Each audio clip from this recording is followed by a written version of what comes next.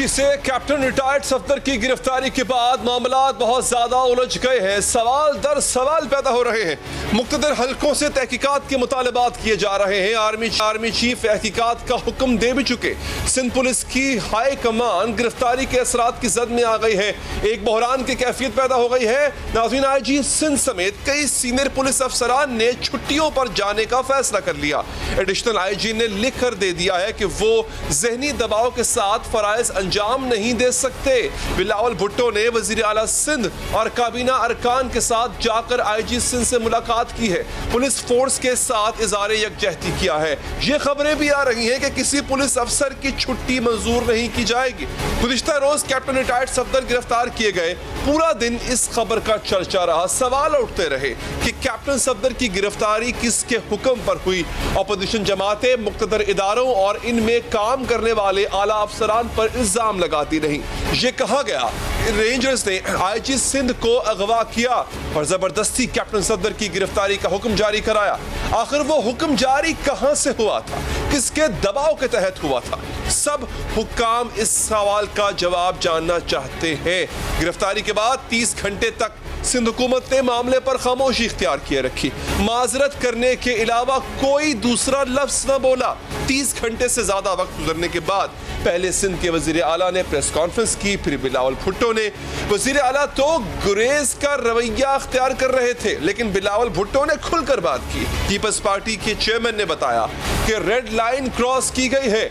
उन्होंने IG सिंध के अगवा की तस्दीक की। ये बता दिया कि 2 लोग IG के घर में दाखिल हुए और सुबह 4 बजे IG को लेकर कहीं चले गए। जिन्होंने हमारा IG के घर का सुबह सवेरे 2 बजे के बाद घेराव किया था, कौन थे वो 2 लोग जो IG के घर में गए और IG को कहां लेके गया था सुबह 4 बजे? ये कितनी तशवीशनाक बात है कि एक शख्स जो सिंध में अमन व अमान का जिम्मेदार है, सिंध की पुलिस का सरबराह है, 2 अफराद उसके घर में घुसते हैं और उसे कहीं ले जाते। सिंध हुकूमत इसकी तहकीकात के लिए कमेटी बना चुकी है। इसके बावजूद बिलावल भुट्टो, आर्मी चीफ और DG ISI से भी तहकीकात का मुतालबा किया गया है। मैं मुतालबा करता हूँ जनरल फैज से, DG ISI से, जनरल बाजवा से, जो चीफ ऑफ आर्मी स्टाफ है, अपना इदारे की आप इन्वेस्टिगेशन करो। वो किस तरीके से इस सूबे में अपना काम कर रहे हैं। बिलावल भुट्टो की प्रेस कॉन्फ्रेंस के कुछ ही देर बाद खबर आई कि आर्मी चीफ ने कोर कमांडर कराची को तहकीकात का हुक्म दे दिया। आर्मी चीफ ने बिलावल भुट्टो को टेलीफोन किया, कराची वाक़े पर तबादला ख्याल किया। बिलावल भुट्टो ने वाक़े का नोटिस लेने पर आर्मी चीफ का शुक्रिया अदा किया। आर्मी चीफ की सदारत में कोर कमांडर्स कॉन्फ्रेंस भी हुई, जिसमें मुल्क की सिक्योरिटी सूरत हाल पर गौर किया गया। आर्मी चीफ ने कहा, मुल्क को गैर मुस्तहकम करने की हर कोशिश का भरपूर जवाब दिया जाएगा। आर्मी हाई कमान से तहकीकात का मुतालबा अपनी जगह। इन तमाम सवालों के जवाब वज़ीर आला सिंध भी मालूम कर सकते थे। वो अपने IG को बुलाकर पूछ सकते थे, लेकिन वाक़े के 30 घंटे बाद भी वज़ीर आला सिंध खामोश रहे। गुज़िश्ता रोज अपोजिशन रहनुमाओं ने प्रेस कॉन्फ्रेंस की तो इसमें भी शरीक न हुए, और आज जब वो प्रेस कॉन्फ्रेंस करने आए तो सबकी तवक्को थी कि वो अपने हिस्से की वजाहत पेश करेंगे। उन्होंने 45 मिनट के करीब गुफ्तगू की, हक़ाइक़ जानने के लिए कमेटी के क़याम का ऐलान किया, लेकिन इस गुफ्तगू का खुलासा पेश किया जाए नाजरीन तो सिर्फ 3 जुमले बनते हैं। कैप्टन रिटायर्ड सफदर के खिलाफ केस तो गलत था, लेकिन इसका दर्ज होना भी दुरुस्त था। अदालत से उनकी जमानत भी दुरुस्त थी और मुकदमा दर्ज करने की जिम्मेदार सरकार नहीं बल्कि मुद्दई था। कायदे आजम की मज़ार का तकद्दुस किसने पामाल किया? एक शख्स को उठा के लाए और ये जाहिर हो गया ना, वो तो कोर्ट ने कल ही बेल दे दी, जाहिर हो गया कि झूठा केस बनाया। गैर कानूनी कायदे आजम की मज़ार को इस्तेमाल करते हुए इन्होंने ये 506B का मुकदमा, अब पुलिस क्या करे? अगर पुलिस के पास ये मुकदमा आएगा वो जरूर दाखिल करेगी। पुलिस ने ये मुकदमा उस पर दाखिल किया 506B का। प्रेस कॉन्फ्रेंस में सिंध के वजीर आला ने कई मुतजाद बातें की। उन्होंने केस दर्ज कराने वालों को झूठा कहा, साथ ही केस दर्ज होने का भी दिफा किया। अपोजिशन गिरफ्तारी का इल्जाम इदारों पर धरती है और वजीर आला सिंध मुकदमा दर्ज करने वालों को इदारों की बदनामी का जिम्मेदार करार दे रहे। ये झूठा शख्स जो झूठे उसको लेके आए थे उधर, कैसे इदारों को बदनाम कर रहे हैं? आप देखिए, इदारों से बदनाम से ज्यादा कैसे कायदे आजम की मज़ार को इस्तेमाल कर रहे हैं। प्रेस कॉन्फ्रेंस के मुताबिक जिस शख्स का दावा है कि उसे कैप्टन सफदर ने कत्ल की धमकी दी, उसकी लोकेशन ट्रेस कराई गई तो मालूम हुआ कि वो तो उस वक्त मज़ार कायद से खासे फासले पर मौजूद था। फिर कैप्टन सफदर गिरफ्तारी का हुक्म किसने जारी किया? ये बात सिंध के वज़ीर आला अपने IG को बुलाकर पूछ सकते थे, लेकिन इस मुख्तसर से सवाल के जवाब के लिए भी हुकूमती वुज़रा पर मुश्तमिल एक कमेटी बना दी गई। ये फैसला किया है कि हम एक मिनिस्ट्रियल कमेटी बना रहे हैं इसकी इंक्वायरी के लिए। नाम अभी फाइनलाइज नहीं किए, लेकिन 3 से 5 मिनिस्टर्स हम इस कमेटी में डालेंगे, जो कि सबको इस तफ्तीश में बुलाएंगे और एक अपना पॉइंट ऑफ व्यू हुकूमत के लिए बनाएंगे ताकि हुकूमत उस पर एक्शन ले। ताहम अपोजिशन के जिनके जो बुनियादी इल्जामात थे, जिसमें मुख्तदर इदारों को भी मुलव्विस किया गया था, मुराद अली शाह ने इस बारे में खुलकर बात भी ना की, बल्कि इशारतन जिक्र किया। जो कुछ भी बातें आई हैं, ये पहले से आप सबको पता है, मीडिया पे भी आई है, सोशल मीडिया पे भी आई है, सवालात भी हुए हैं। लेकिन मैंने कहा ना कि मैं अगर इस वक्त डेफिनेटिव मीडिया के सामने कुछ बोलूंगा तो वो उस इंक्वायरी पे असरअंदाज हुआ। जब गिरफ्तारी का इल्जाम रेंजर्स पर लगाया गया तो गुज़िश्ता रोज बिलावल भुट्टो के तर्जुमान मुस्तफा नवाज खोखर ने DG रेंजर्स को वापस भेजने का मुतालबा किया। ताहम आज खुद बिलावल भुट्टो ने इस मुतालबे की तरदीद की। DG रेंजर्स का इस्तीफा है, वो ना मेरा मुतालबात है ना पार्टी में मुतालबात है अब तक। उधर IG सिंध समेत कई सीनियर पुलिस अफसरान ने रुखसत पर जाने की दरख्वास्तें भी दे दी हैं। छुट्टी की दरख्वास्त देने वाले अफसरान में DIG west Karachi Asim Khan, DIG CTD Umar Shahid, DIG south Javed Akbar Riaz, DIG headquarter Saqib Ismail Memon, DIG Hyderabad Naeem Ahmed Sheikh, DIG special branch Qamar Azam Khan, DIG Larkana Nasir Aftab और SSP इंटेलिजेंस तौकीर नईम शामिल।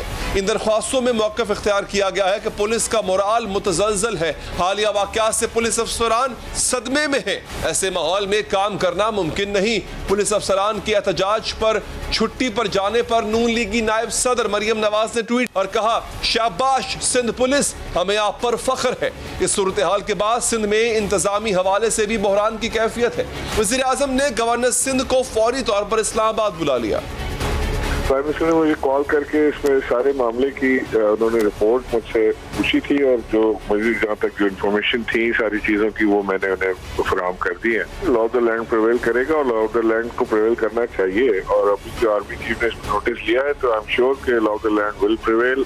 जो अगर इसके साथ कोई इस तरह की चीज़ जो इल्जामात लग रहे हैं हुआ है तो army chief will take stern action. अब ये सारी सूरत हाल क्या रुख इख्तियार करेगी, इस पर बात करेंगे पीपल्स पार्टी रहनुमा शर्मिला फारूकी साहिबा से, लेकिन उससे पहले आप अपडेट लेते हैं, आप तक पहुंचाते हैं समर टीवी के नुमाइंदा अहमद रहमान से। अहमद, ये बताइएगा कि एग्जैक्टली अब सूरत हाल है क्या? ये पुलिस की जो टॉप ब्रास है ये इस्तीफे दे चुकी है, क्या इनके इस्तीफे मंजूर कर लिए गए? जी देखिए, सिंध पुलिस की तारीख में पहली दफ़ा हुआ है कि किसी अफसरान ने एहतजाजन जो है वो छुट्टियों की दरख्वास्त जो है वो दे दी हो, लेकिन अब तक ये छुट्टियों की दरख्वास्तें जो है वो मंजूर नहीं की गई हैं। IG सिंध की जो दरख्वास्त है छुट्टियों की जो उन्होंने 15 रोज़ की दी है वो चीफ सेक्रेटरी ने मंजूर करनी होती है, तो ना सिर्फ वो मंजूर की गई है बल्कि जो दीगर अफसरान ने यहाँ तक के SHO रैंक्स तक के लोगों ने जो है वो इस वक्त दरख्वास्त छुट्टियों की जो है वो जमा करा दी है, तो वो दरख्वास्तें तो मंजूर नहीं हुई है। ये तमाम तर मामला जो है वो एहतजाजन पेश आया है, खास तौर पर जब कैप्टन सफदर की गिरफ्तारी, पहले तो उनके खिलाफ FIR का इंदराज होना और उसके बाद उनकी गिरफ्तारी होना, इस तमाम तर मामले पर वैसे ही बहुत ज़्यादा बातें जो है वो की जा रही थी कि IG सिंध को जो है वो अगवा किया गया है, प्रेशराइज किया गया और उसके बाद जो है ये तमाम तर मामला पेश आया कि जिसमें कैप्टन सफदर के खिलाफ FIR भी कटी और उनको गिरफ्तार भी किया गया। आज इस पर जो है वो बिलावल भुट्टो जरदारी की जानिब से प्रेस कॉन्फ्रेंस भी की गई और उन्होंने भी ये कहा कि वो सिंध पुलिस के साथ खड़े हैं और जो हमें सिंध पुलिस के अफसरान से हमारी बात हो रही है, तो वैसे तो माजी में जितने भी IG तैनात रहे, चाहे उसमें AD ख्वाजा हो या फिर कलीम इमाम हो, तो उनके सिंध हुकूमत से ताल्लुकात कुछ अच्छे नहीं रहे थे, लेकिन तारीख में हम ये पहली दफ़ा देखते हैं कि ना सिर्फ जो है वो ताल्लुकात अच्छे हो गए हैं IG सिंध और सिंध पुलिस के और सिंध हुकूमत के दरमियान, बल्कि इतने अच्छे हो गए कि उन्होंने सब ने मिलके यानी कि एक इत्तेहाद का मुजाहरा किया पुलिस पुलिस की जानिब से कि उन्होंने एक साथ जो है ये छुट्टियों की दरख्वास्त जो है वो दी है। तो ये एहतिजाजन जो है वो छुट्टियों की दरख्वास्त जो है वो दी गई है और इन छुट्टियों की दरख्वास्त का, तमाम छुट्टियों की दरख्वास्त का जो है वो मैटर एक है। अगर आप उन दरख्वास्तों को पढ़ें तो सब में सिर्फ उनका नाम और उनका ओहदा तब्दील है जिस अफसर की जानिब से साइन किए गए हैं, वरना जो पैटर्न है लिखने का, यहाँ तक कि वर्ड टू वर्ड वो दरख्वास्तें जो है वो सेम है। ऐसा मालूम होता है किसी एक ही अफसर ने वो दरख्वास्तें जो है वो तैयार कराई हैं, किसी एक ही दफ्तर से वो प्रिंट आउट निकला है या फिर ईमेल किया गया है तमाम अफसरान को ताकि वो अपने दफ्तरों से उसका प्रिंट आउट निकालें, उस दरख्वास्त पे साइन करें और अपने आला हुक्काम को भिजवाएं। लेकिन अब तक ये दरख्वास्तें मंजूर नहीं हुई हैं। जी अच्छा, अब तक जो आईजी साहब ने दरख्वास्त दी थी जिसको चीफ सेक्रेटरी ने करना था वो तो मंजूर नहीं हुई, लेकिन जो आईजी साहब ने मंजूर करना थी अपने मातहतों की दरख्वास्तें, क्या वो मंजूर कर ली गई? जी देखिए, अभी तक किसी अफसर की भी दरख्वास्तें मंजूर नहीं की गई हैं, चाहे वो आईजी सिंध की अपनी दरख्वास्त हो या फिर एक एसएसपी की दरख्वास्त हो या फिर एक एसएचओ की दरख्वास्त हो, किसी की भी दरख्वास्तें मंजूर नहीं की गई हैं। लेकिन सिंध पुलिस की तारीख में हम ये पहली दफ़ा देखते हैं कि एक ऐसा सिनेरियो जो है वो पैदा हुआ कि जिसमें न सिर्फ आईजी सिंध, एडिशनल आईजीज, बल्कि डीआईजीज, एसएसपीज और एसएचओ रैंक तक के अफसरान को छुट्टियों की दरख्वास्तें जो है वो देना पड़ी। और ये अलामत ज्यादा लगती है, ये दरख्वास्तें अलामती ज्यादा लगती है। बिल्कुल ठीक है। अच्छा, आज जो बिलावल भुट्टो साहब पहुंचे हैं इन सॉलिडारिटी विद आईजी और बाकी पुलिस अफसरान, उन्होंने ट्वीट भी किया, एक तस्वीर भी ट्वीट उन्होंने की, तो यह वहां पर कुछ खबर है, वहां पर क्या बातें हुई, क्या गुफ्तगू हुई? जी देखिए, जो हमारे पास खबरें पहुंची हैं वो ये कि अब से कुछ देर बाद जो है ये तमाम दरख्वास्तें जो है वो वापस हो जाएंगी, लेकिन ये कब तक होंगी ये अभी हतमी तौर पर नहीं कहा जा सकता। लेकिन ज़राए ने हमें इस बात की तस्दीक की है कि बिलावल भुट्टो जरदारी जो पहुंचे हैं आईजी हाउस में जो क्लिफ्टन में वाक़ है, वहाँ पर पहले से मौजूद थे पुलिस अफसरान, जिसमें एडिशनल आईजी कराची हैं, डीआईजी लाड़काना है, नासिर आफ्ताब डीआईजी ईस्ट है, नौमान सिद्दीकी डीआईजी साउथ हैं, जावेद अकबर रियाज और दीगर पुलिस अफसरान जो है वो शामिल हैं। तो उनसे मुलाकात हुई है और बिलावल भुट्टो जरदारी ने उनकी जो है वो थोड़ी देर कबल चीफ ऑफ आर्मी स्टाफ से भी जो है वो फ़ोन पर बात हुई थी।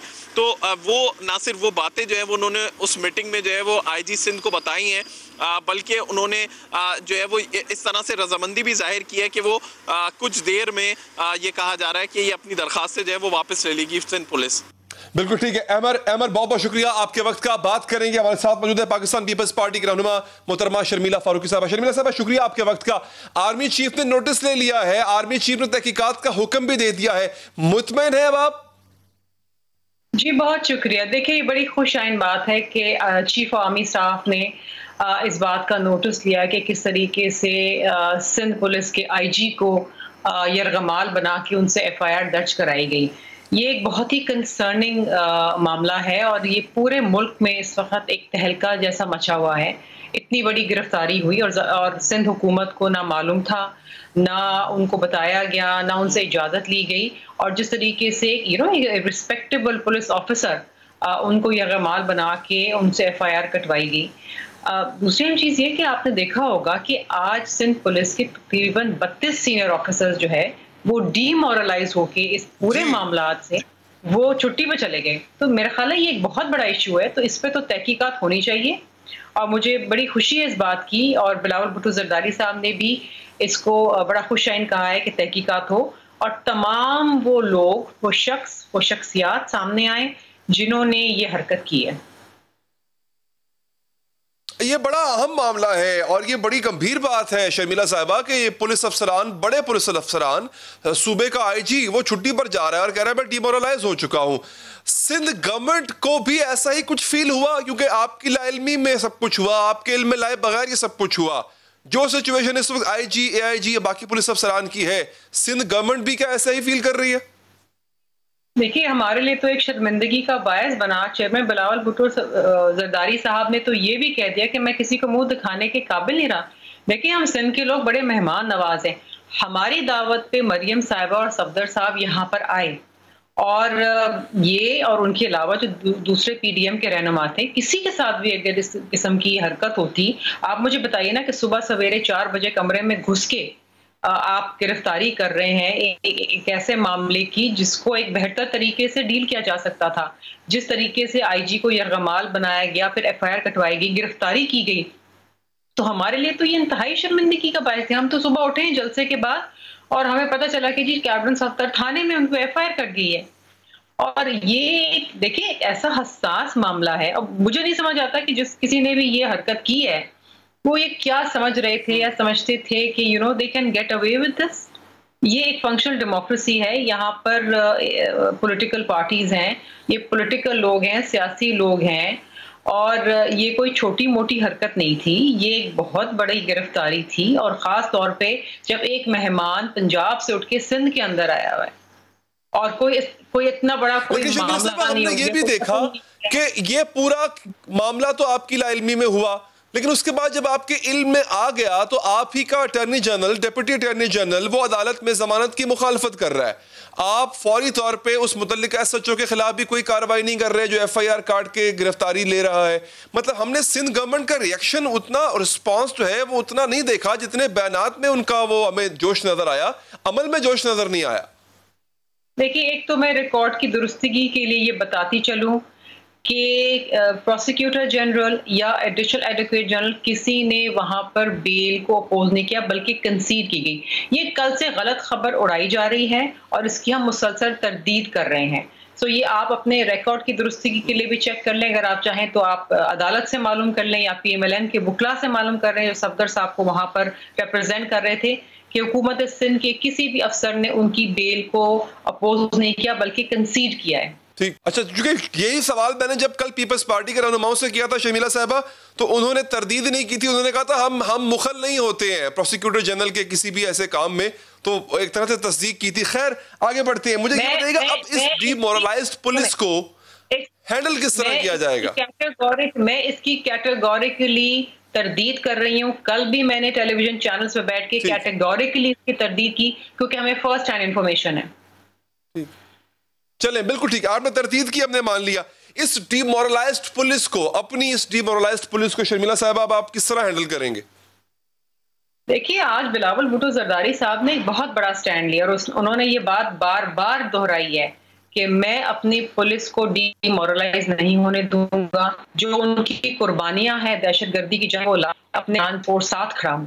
ना मैं उनको गलत तरीके से इस्तेमाल होने दूंगा, ना मैं इस्तेमाल करूंगा। तो जाहिर बात है कि जब एक पार्टी जिसके सरबराह, जिसकी हुकूमत यहाँ पर है, वो खड़े होकर कह रहे हैं, तो मेरा ख्याल है उसके बाद कुछ नहीं रह जाता। और आज आपने देखा बिलावल भुट्टो जरदारी साहब ने अपनी प्रेस कॉन्फ्रेंस में, he was not mincing words, उन्होंने ये कह दिया हुकूमत जाती है तो जाए, लेकिन हम इस किस्म की ये हटगंडे जो है इस्तेमाल नहीं होने देंगे कि आप हमारे पुलिस को यरगमाल बना लें, FIR कटवा दें, गिरफ्तारियां कर दें, आप किसी भी गवर्नमेंट की, किसी भी प्रोविंस की रिट को आप चैलेंज कर दें। ये मतलब ये हो क्या रहा है? This is come as a shocker to all of us. अच्छा शर्मिला साहब, अगर ये बात मंतकी अंजाम तक पहुंचती है, तहकीकात होती है, तहकीकात में फर्ज कर लें हम ये साबित भी हो जाता है इल्जाम जो IG साहब लगा रहे हैं, इसका फिर कंक्लूजन क्या होगा? इसका रिजल्ट क्या होगा? ये बात कहां रुकेगी जाके? क्या वो तमाम चीजें जो कि फिलहाल नामुमकिन या मुश्किल नजर आती हैं, आपको लगता है वो मुमकिन हो पाएंगी? देखिए, कोई भी चीज नामुमकिन नहीं होती, लेकिन we will take it step by step. सबसे अच्छी बात यह है कि चीफ ऑफ आर्मी स्टाफ ने एक इंक्वायरी ऑर्डर करी और कोर कमांडर को कहा है कि आप इंक्वायरी ऑर्डर करें। लेट्स सी कि उनकी फाइंडिंग्स क्या होती हैं। उनकी फाइंडिंग्स पे बेस करके हम अपना आगे का लाएमाल जो है वो उसको तय करेंगे। शर्मिला साहब, बहुत बहुत शुक्रिया आपके वक्त का। एक वक्फा लेंगे, वक्फे के बाद राना सनाउल्लाह साहब से पूछेंगे कि अब जो कि मफाहमत का रास्ता वो छोड़ चुके हैं, मज़ामत का रास्ता उन्होंने अपना लिया है, तो इस मज़ामत के रास्ते को क्या इसका जो प्रेशर आएगा, क्या वो उसको अफोर्ड करेंगे? क्या वो उसको झेल पाएंगे? वक्फे के बाद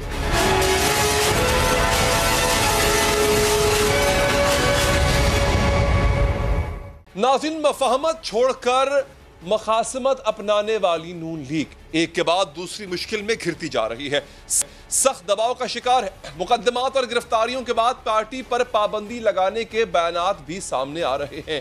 क्या नून लीग ये सब दबाव बर्दाश्त कर लेगी? क्या नून लीग अपने बयानिए का बोझ सहार पाएगी? इस वक्त नून लीग को 6 किस्म के दबाव का सामना है। पहला दबाव मुकदमात की सूरत में है। नून लीग की क़यादत पर गद्दारी के मुकदमात दर्ज हुए, कोरोना SOPs के खिलाफ वर्जी के मुकदमात दर्ज हुए और अब लाहौर के थाना शाहदरा में एक और मुकदमा दर्ज कर लिया गया है। मरियम नवाज, उनके शौहर कैप्टन रिटायर्ड सफदर समेत दीगर अफराद के खिलाफ मुकदमे में इल्ज़ाम है कि गुजरावाला में जलसे के लिए जाते हुए वो शहरियों के लिए तकलीफ का बायस बने, सड़कें ब्लॉक की, गैर ज़रूरी तौर पर लाउड स्पीकर और माइक्रोफोन इस्तेमाल किए। आज ही मनी लॉन्ड्रिंग और शुगर मिल्स रेफरेंस में गिरफ्तार शहबाज शरीफ को भी जुडिशल रिमांड पर जेल भेज दिया गया है। शहबाज शरीफ की बेटी राबिया को भी इश्तिहारी करार देने की कार्रवाई शुरू हो चुकी है। नून लीगी क़यादत शिकायत करती है कि उनके खिलाफ झूठे केसेस बनाए जा रहे हैं। ये में इमरान अहमद न्याजी के एजेंडा को पूरा करने के लिए इंतकाम के ऊपर मुस्लिम लीग नून को बदनाम करने के लिए बनाए गए हैं और हमें पता है कि अब जब ये हुकूमत पिट चुकी है तो गिरफ्तारियों का सीजन 2 शुरू होने वाला है। हम गिरफ्तारियों के सीजन 2 के लिए भी ये तैयार है। नून लीग पर दूसरा दबाव यह है कि हुकूमत की जानिब से इस पर पाबंदी का इंदिया दिया जा रहा है। 2 वफाकी वुज़रा इशारा दे चुके हैं कि नून लीग पाकिस्तान मुखालिफ एजेंडे पर काम कर रही है, इस पर पाबंदी लग सकती है। अगर नून लीग पाकिस्तान दुश्मनों के एजेंडे पे काम करेगी तो उस पर पाबंदी लगनी चाहिए, लग सकती है। तीसरा दबाव वज़ीर आज़म इमरान खान की धमकियों की सूरत में है। जब से नून लीग ने मज़ाहमत का बयानिया एक बार फिर अपनाया है, वज़ीर आज़म इमरान खान का अंदाज भी जारहाना हो चुका। वो कहते हैं, नवाज शरीफ की तकरीर सुनकर मैं नया इमरान खान बन गया। वज़ीर आज़म इमरान खान ये इंदिया भी दे चुके हैं कि अपने मातहत इदारों को नून लीग के खिलाफ इस्तेमाल करेंगे। सारी जो गवर्नमेंट के हमारे इदारे हैं, मेरे नीचे जो इदारे हैं, उनको मैं अब खुद तैयार करूंगा। इस मुल्क में वो लोग जिन्होंने चोरी करके मुल्क को लूट के पैसा बाहर लेके गए हैं, इंशाल्लाह एक एक को हम पकड़ेंगे। चौथे नंबर पर हुकूमत लीगी मेंबरान पार्लियामेंट से दरपर्दा राब्ते कर रही है ताकि इन्हें अपनी क़यादत से राब्ते मुनक़ता करने पर कायल कर सके। पांचवा दबाव नून लीग में दरार डालने की कोशिश है और इसके लिए शहबाज शरीफ को अपने साथ मिलाने का इंदिया दिया जाता है। नून में से शीन निकालने की बात की जाती है। 27 दिसंबर इनकी तारीख है आखिरी जलसों की। मेरी 31 दिसंबर से 6 महीने पहले 20 फरवरी तक मैंने तारीख दी है। ये नून लीग टूट कर रहेगी और कोई वजह ही नहीं कि नून से शीन ना निकले। छठे नंबर पर लीगी क़यादत पर मजीद सख्तियों की बात की जाती है। वज़ीर आज़म धमकी देते हैं कि VIP जेल की बजाय आम जेल में रखा जाएगा। बच्चे अरबों रुपए के घरों में रहे और वो जाके VIP जेल में ठहरे। तुम वापस आओ तो मैं देखता हूं तुम्हें हम कैसे रखते हैं। अब से कोई इनको VIP जेल नहीं मिलेंगे, इनको आम कैदियों की तरह हम रखेंगे। अब सवाल यही है कि क्या नून लीग इन सख्तियों को बर्दाश्त कर पाएगी और क्या अपने बयानिए के साथ खड़ी रहेगी। जवाब लेंगे लीगी रहनुमा सनाउल्लाह से। राणा साहब, मैं इस मौजू पर आता हूं, लेकिन जो अभी लेटेस्ट डेवलपमेंट है, आर्मी चीफ ने नोटिस दिया कैप्टन सफदर साहब की गिरफ्तारी का, बल्कि गिरफ्तारी का नहीं, अगवा के इल्जाम का जो IG साहब लगा रहे हैं। तो आप लगता है कि अब ये मामला पूरा सही सिमत में जा रहा है? आप भी मुतमईन है कि आर्मी चीफ साहब ने भी इसका नोटिस ले लिया? नहीं, इसमें वज़ीर आज़म साहब किधर गायब हैं, वो लापता हैं कल से। तो असल में तो यानी बयानिया तो उनका है कि मैं किसी को छोड़ूंगा नहीं और मैं किसी को माफ़ नहीं करूंगा, और वो मुंह पे हाथ फेरते हैं और इस तरह से वो ललकारे मारते हैं कि जिस तरह से कोई चौक में खड़ा कोई खलंडरा जो है वो अपने मुखालफीन को ललकारता है। मामला ये है कि ये कैप्टन सफदर साहब की गिरफ्तारी का या मुकदमे का तो मामला ही नहीं है। उनके ऊपर एक मुकदमा दर्ज हुआ जो काबिल ज़मानत है, उसमें उनकी गिरफ्तारी बनती ही नहीं है, लेकिन उनको जो गिरफ्तार करने के लिए तरीक़ाकार इख्तियार किया गया, डिग्निटी ऑफ ए मैन जो है वो इनवायलेबल है, वो नाकाबिल तस्खीर है। आइन का आर्टिकल 14 ये कहता है। बेडरूम तोड़ा गया, वो सिर्फ बेडरूम जो है वो कैप्टन सफदर साहब का नहीं था, उसे मरियम नवाज साहबा जो एक बड़ी पार्टी की जो है वो लीडर हैं, वो भी शेयर कर रही थी। और उससे पहले जो है वो इसी तरह से बेडरूम तोड़ा गया IG का। तो ये जो सिंध पुलिस ने जो इस्तीफ़े और छुट्टी की दरख्वास्तें दी हैं, वो कोई उन्होंने कैप्टन सफदर की गिरफ्तारी पे नहीं दी, वो उन्होंने दी है जो आईजी के साथ सलूक किया गया, कि उसे जो मजबूर किया गया उस मुकदमे को दर्ज करवाने में या उससे मुतलका जो भी मामला थे, तो उसके ऊपर आईजी साहब गए हैं रुखसत पे, और आईजी साहब के रुखसत पे जाने के बाद उनके जो सबॉर्डिनेट्स हैं और पूरी सिंध पुलिस जो है वो डिमोरलाइज है। नहीं, लेकिन इस वाकये का रिजल्ट तो यही निकल रहा है ना, कैप्टन सफदर गिरफ्तार हो रहे हैं, तो जो इस वाकये की बात जो वजह बन रही है, जो जड़ बन रही है, उसका नोटिस ले लिया आर्मी चीफ साहब ने। तो मैं वही अर्ज कर रहा हूं, क्या उनके इस नोटिस लेने से आप मुतमईन हैं? नहीं, सिंध गवर्नमेंट इसमें क्या करे? सिंध गवर्नमेंट को तो मालूम ही नहीं था कि आईजी साहब से क्या हुआ है और आईजी साहब को क्या मजबूर किया जा रहा था और उसके बाद फिर क्या किया गया। तो वो तो सिंध गवर्नमेंट ने तो वाज़ेह कहा कि चीफ मिनिस्टर जो है उनका अपना बयान है कि मुझे जो है वो इस लूप में नहीं रखा गया, आई वॉज अनअवेयर। तो मामला ये है कि दरअसल हुआ ये है कि ये मुकाफात अमल है। मियाँ नवाज शरीफ साहब ने जो चंद दिन पहले जो स्पीच की थी, उन्होंने ये कहा था कि अब हालात इस नहज पे पहुंच गए हैं कि पहले तो स्टेट विद इन स्टेट होती थी, अब स्टेट अबव दी स्टेट है, तो इस तरह से काम नहीं चल सकता। ये लोगों को समझ नहीं आ रहा था कि ये स्टेट अबव दी स्टेट क्या होता है, ये तो state with in the state होता है। ये अब समझ आ गई है कि स्टेट अबव दी स्टेट क्या होता है।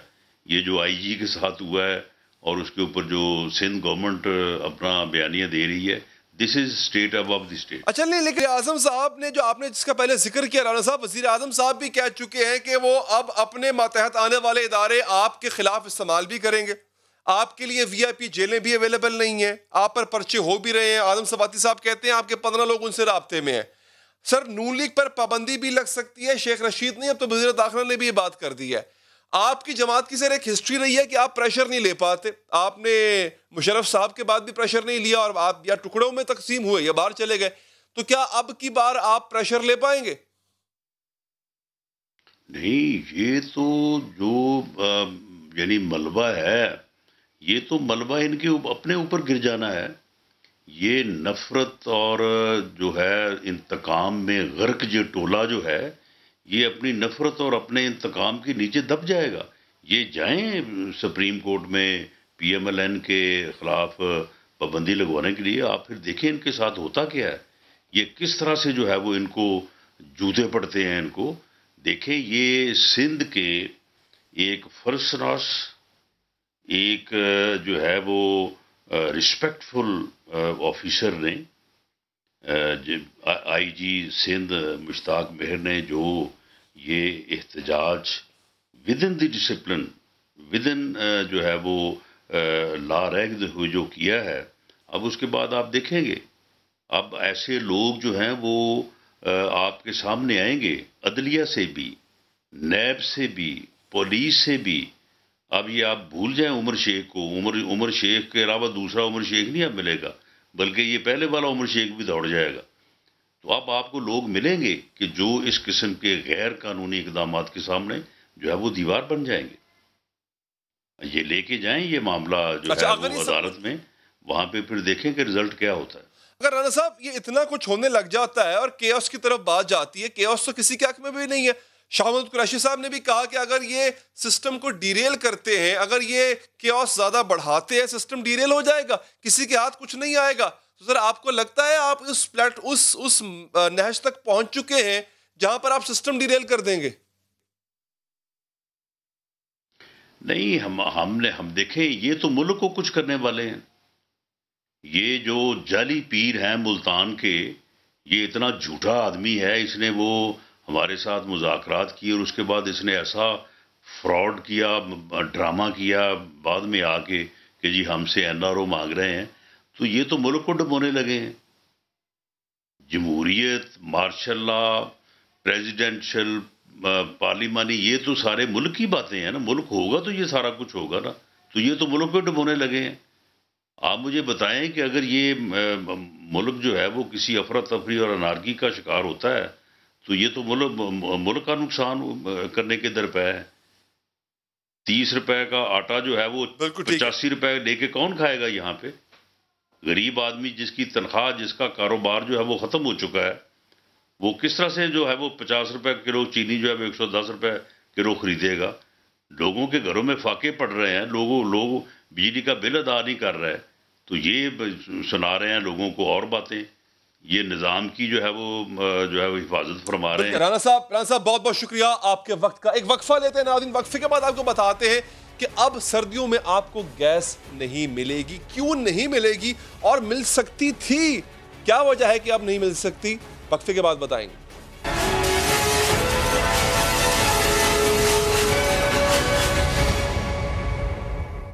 नाज़रीन, एक बड़ा बहरान दस्तक दे रहा है, ऐसा बहरान जो आटा, चीनी और बिजली की किल्लत भी भुला देगा। मुल्क में गैस की इतनी किल्लत होने वाली है कि ये गीजर, हीटर तो दूर की बात है, आवाम के लिए खाना पकाना तक मुश्किल हो जाएगा। और वफाकी हुकूमत इस मुमकिना बहरान की जिम्मेदार सिंध हुकूमत पर डाल रही है और खुद को बरियो ज़िम्मा करार देती नजर आती।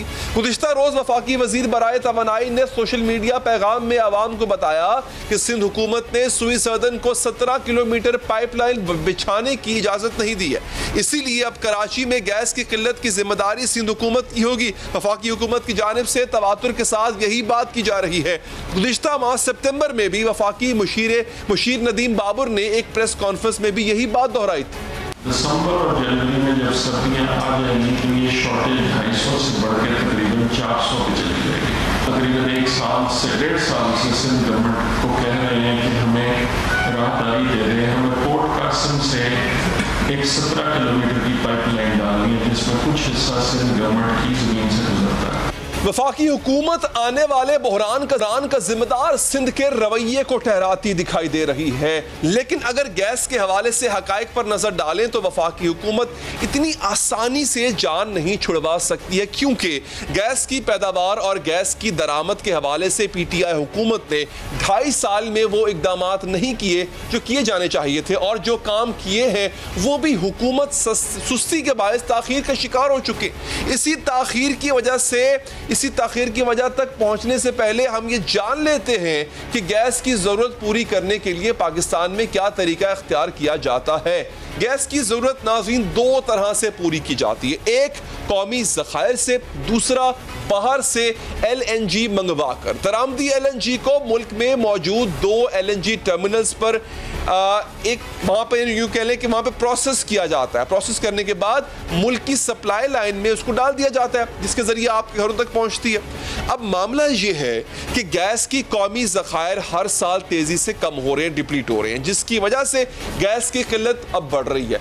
इस किल्लत से निपटने का आसान तरीका यह था कि मजीद LNG दरामद कर ली जाती, जितनी हम अब कर रहे हैं उससे ज़्यादा कर ली जाती, जिससे गैस महंगी तो होती लेकिन मुल्क की ज़रूरत भी पूरी होती, अवेलेबल होती। लेकिन यहाँ भी एक मसला था नाज़रीन, वो ये कि गैस सेक्टर के गर्दिशी कर्जे बढ़कर 250 अरब तक पहुँच गए। इसीलिए हुकूमत ने खुद पर से बोझ कम करने के लिए LNG दरामद के लिए गुज़िश्ता साल निजी शोबे को सरमायाकारी की पेशकश की कि जी आप आएँ और आप दरामद करें।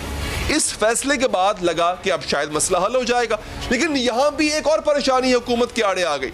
LNG के लिए जो 2 टर्मिनल्स हैं इनमें 1200 MMCFD LNG प्रोसेस करने की सलाहियत है और वो पहले ही अपनी पूरी सलाहियत पर काम कर रहे हैं, यानी अपनी फुल कैपेसिटी पर काम कर रहे हैं। इसलिए मजीद दरामदी LNG के लिए नए टर्मिनल की जरूरत होगी क्योंकि वहां प्रोसेस होगी वो नई LNG, और अगर आज नए टर्मिनल पर नाजरीन काम शुरू किया जाए तो इसको मुकम्मल होने में 3 साल लगेंगे। इसलिए होना तो ये चाहिए था कि जिस तरह पहले ही साल मुस्लिम लीग नून की हुकूमत ने टर्मिनल लगाकर फौरी तौर पर LNG दरामद करके तवानाई की जरूरत पूरी की थी, PTI हुकूमत भी वैसे ही हुकूमत में आने के फौरन बाद टर्मिनल लगाती, लेकिन ऐसा नहीं किया गया और बजाय इस गलती को तस्लीम करने के उल्टा मुस्लिम लीग नून पर तनकीद की जाती है कि नून लीग के फैसले से मुल्क को नुकसान हुआ। भाई अब जो गैस नहीं मिलेगी इससे नुकसान नहीं होगा, लेकिन लीगी रहनुमा मिफ्ता इस्माइल उन्होंने हकायक सामने लेकर आए, उन्होंने हुकूमती मौक़िफ़ को कमजोर किया। मामला यह है कि टर्मिनल्स लग नहीं सकते, कौमी गैस मुसलसल कम होती जा रही है, इसलिए हुकूमत ने फैसला किया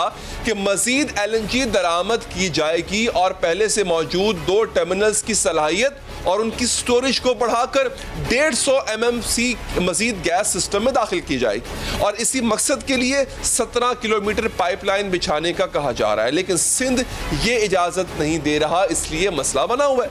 हमारे दोनों LNG के टर्मिनल्स हैं जो इस वक्त तकरीबन 1200 के करीब चल रहे हैं इस महीने, वो हम दिसंबर और जनवरी में उनको 1200 की बजाय 1300-1350 तक चला सकते हैं, लेकिन वो गैस मूव करने की हमारे पास इस वक्त कैपेसिटी नहीं है पाइपलाइन की वजह से। दूसरी जानिब सिंध हुकूमत का मौक़िफ़ है कि सूबे से जो गैस निकलती है इस पर सबसे पहले सिंध का ही हक है, इसलिए वो क्यों महंगी दरामदी LNG खरीदे। इसी इख्तलाफ की वजह से मामला लटका हुआ। हमारा आईन ये कहता है कि जो सूबा गैस पैदा करता है सबसे पहले उस गैस पर सूबे का हक है। कई बरसों से, कई सालों से सूबा सिंध को उसके हिस्से की गैस नहीं मिलती। सिंध के ताजिर को, सनतकार को, शहरियों को, ट्रांसपोर्टर को उनके हिस्से की गैस मिलनी चाहिए क्योंकि सूबा सिंध के अंदर वो गैस पैदा होती है। अब सूरत हाल ये है कि पाकिस्तान में गैस का बहुत शदीद बहरान आने वाला है। रवां साल सर्दियों में मुल्क को तकरीबन 1.5 अरब क्यूबिक फीट गैस की किल्लत का सामना करना पड़ सकता है। इसीलिए हुकूमत सोच रही है कि आगे गैस कनेक्शन ही नहीं देते। इस वक्त मुल्क में घरेलू गैस कनेक्शन के लिए तकरीबन 30 लाख दरख्वास्त से ज़ेर इल्तवा हैं और अंग्रेजी अखबार डॉन की रिपोर्ट के मुताबिक हुकूमत घरेलू सारिफीन को गैस के मजीद कनेक्शंस पर पाबंदी लगाने पर गौर कर रही है और इस मकसद के लिए गैस पाइपलाइन नेटवर्क की तौसी को रोक दिया जाएगा और वज़ीर आज़म की मंजूरी के बाद इस मंसूबे को हतमी शक्ल दी जाएगी। इसी पर बात हमारे साथ मौजूद हैं, एक एक्सपर्ट मौजूद हैं जिन्होंने इस हवाले से बहुत काम किया हुआ है। अरशद अब्बासी साहब, बहुत बहुत शुक्रिया सर आपके वक्त का। हुकूमती रुकन हमारे साथ मौजूद हैं और उनसे भी हम बात करेंगे। अरशद अब्बासी साहब, मैं आप ही से आगाज करता हूं इसका और मुझे सर ये बताइएगा कि एग्जैक्टली हम क्या वो ये जो हम अब भरने जा रहे हैं मजीद 150 इसमें यूनिट इसका जो है इजाफा करने जा रहे हैं, क्या ये किल्लत पूरी कर पाएगा?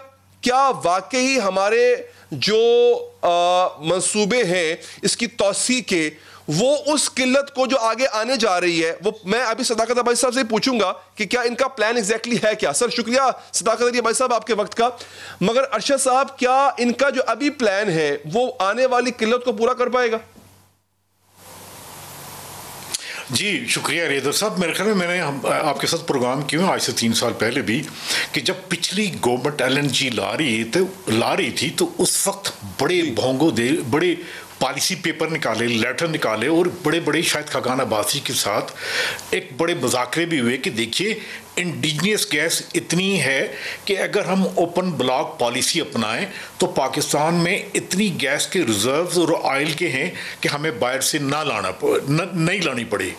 लेकिन उन्होंने ऐसा नहीं किया, गैस बाहर से लेके आए और बाद में वही स्कैम जो है वो नैब तक चला गया। अब जब ये गवर्नमेंट आई तो पाकिस्तान के जितने टॉप एक्सपर्ट्स थे, जिसमें farmer secretary petroleum, chairman OGDCL, तकरीबन 20 बंदों ने मिलकर एक पॉलिसी ब्रीफ बना के इस गवर्नमेंट को दिया जिसका नाम था हेल्प, यानी हाइड्रोकार्बन एक्सप्लोरेशन लाइसेंसिंग पॉलिसी। उसका मकसद ये था कि हमने इन्हें कहा कि देखिए आपकी नई गवर्नमेंट आई है जो कि एक जिस मैनिफेस्टो पे काम कर रही है, इसका नाम है रियासत मदीना, जिसमें 100% ट्रांसपेरेंसी है। आपने गैस बाहर से नहीं लानी, बल्कि जो इंडिजिनियस गैस हमारे पास इतनी ज़्यादा है कि हम ज़रूरत पूरी कर सकते हैं अगले 50 साल तक, और 4 साल तक हम ऑयल और गैस में सेल्फ सफिशिएंट हो सकते हैं। लेकिन ऐसे हुआ है कि जो नई गवर्नमेंट आई है, जो इनके एडवाइजर्स आए हैं, बड़े अफसोस से कहना पड़ता कि पॉलिसी वही आई है, मंत्रा वही आया कि जी 17 kilometre gas pipeline. Ali Haider, हमने समझाना है पूरी कौम को और वो मक्तदर हल्के कि खुदा के वास्ते इस पिच पे नहीं खेलना। पाकिस्तान में आज भी अगर ब्लॉक्स को ओपन ऑक्शन करें जिस तरह हमने बना के दिया था कि देखें आप KPK में, सिंध में, बलूचिस्तान में हमारे पास रिजर्व, इवन नॉर्थ वजीरिस्तान में कितने हैं। देखिए उस पॉलिसी ब्रीफ में ये भी था कि पिछली गवर्नमेंट ने 500 MMCF, अली बात सुनिएगा, 500 MMCF गैस कैप की थी, यानी वेल से गैस निकली थी, वो गैस नहीं ला रहे थे क्योंकि उन्होंने LNG लानी थी। आज अफसोस किससे कहना पड़ता है कि वो ब्रीफ मैं आपको भेजूंगा, आप कौम को दिखाएं कि वो गैस अभी तक कैप की कैप पड़ी हुई है, हम बाहर से नहीं लेके आए। तीसरी बात देखिए, अली हैदर, पाकिस्तान के गैस पाइपलाइन में इतनी लीकेज है कि जितना भी एक टर्मिनल में यानी 600 MMCF डेली ये हमारी गैस लीक होती है। ये दुनिया में ऐसा कहीं भी नहीं है। एक पॉलिसी ब्रीफ बना के दिया कि देखिए आपके $300 मिलियन लगेंगे, आप ये गैस को कैप करें क्योंकि आप वायलेशन भी कर रहे हैं। ये गवर्नमेंट जो कहती है क्लाइमेट चेंज, यहाँ पे मीथेन इमिशन भी होती है। आज अगर मैं लिखूँ या आप लिखें यूनाइटेड नेशन को, ये देखिए ये वो गैस जो पाइप्स में लीकेज है उसको प्लग नहीं कर रही, और क्या बेवकूफ़ी कर रहे हैं। ये बेवकूफ़ी नहीं है, ये बाय डिज़ाइन है। जिस रेशो पे या जिस रेट पे अली हैदर ये जो कार्गो ला रहे हैं, यकीन करें कि दिल खून के आंसू रोता है। शायद खकान अब्बासी ने 13.37 पे लेके, इनके जो टेंडर खुले हैं वो 14.25। आप क्या कहेंगे, ये क्या बात है? बात असल में ये है, एक बड़ा क्रूर सा जोक है अली हैदर कि वो जोक ये था। अली हैदर मेरी बात सुनिएगा प्लीज, मुझे कहने दीजिए, आप बड़ा गम से कहने दीजिए कि वो एक बड़ा क्रूर सा जोक है कि फलां बंदा एक किसी मुर्दे के का कफन चुराया करता था। ये कफन भी चुरा रहे हैं और मुर्दे की बेरहमती भी कर रहे हैं। आज इनका कोई बंदा बैठे, देखिए ये साइंस है, ये मैथ है, ये कोई पॉलिटिक्स नहीं है, ये एक फैक्ट्स हैं। आज पाकिस्तान के बड़े बड़े इवन कैनेडियन ने लिख के दिया कि खुदा के वास्ते इंडिजिनियस गैस है। ये अब कौन से टर्मिनल की बात कर रहे हैं, यानी पूरी डिस्कशन टर्मिनल्स पे लगा दी इन्होंने। भाई वाई टर्मिनल्स, आपके इंटरनल गैस है। मैंने जी अमेरिका में जाके काम किया हुआ है शेल गैस के ऊपर 2015 में। बड़ी देर से पाकिस्तान में शेल गैस अली हैदर इतनी है। दीजिएगा अब सर, मुझे इंटरप्ट करना पड़ेगा। अब्बासी साहब बड़ी देर से बैठे हैं खामोश, उनसे मौक़िफ़ में ले लूं, फिर आप आराम से इस पे जवाब दीजिएगा। अब्बासी साहब, ये बड़े स्टार्टलिंग रेवलेशंस हैं जो अरशद साहब ने किया है और बड़ा अरसा उन्होंने गुजारा है इस सेक्टर के अंदर। सर ये वो तो चोर थे, मान लिया, वो तो महंगी गैस का मुआहदा करके चले गए, आपने उनसे भी महंगी गैस का मुआहदा कर लिया। अब आपके पास ऑप्शंस हैं जो आपने और रिजर्व्स ढूंढे थे जिन पर कैप लगी हुई है, आप उनको एक्सप्लोर करें, उनको एक्टिव करें, बजाय इसके कि वो 17 किलोमीटर के मसले में फंस गए आप। वो नहीं मिलता ना सही, जो आपके पास बाकी रिजर्व्स हैं उनको इस्तेमाल करें। बहुत शुक्रिया। मैंने 2 दिन पहले स्टैंडिंग कमेटी के पावर की मीटिंग को मैंने फॉलो किया था, जहाँ ये डिस्कशन हुई थी और उमर यूं साहब ने बताया था कि पिछले 2.5-3 साल से हम कोशिश कर रहे हैं कि जैसे आपके एक्सपर्ट हमारे साथ बता रहे हैं कि इंडिजिनस हमारे जो रिसोर्सेज हैं उनको यूज करें, और LNG का जो स्टैंड चल रहा है जिस तरह की इन्होंने बताया कि 30.3 मुझे मैं समझ भी नहीं पाया आपने क्या कहा, और आई एम श्योर कि अरशद आप भी नहीं समझ पाए होंगे। अरशद साहब मुझे ये बताइएगा, फिर ये जो दावा है हुकूमत का कि 7% एनुअली डिप्लीट हो रही है हमारी रिजर्व्स, इस वजह से हमें बाहर से मंगवाना पड़ेगी, ये किस हद तक दुरुस्त है?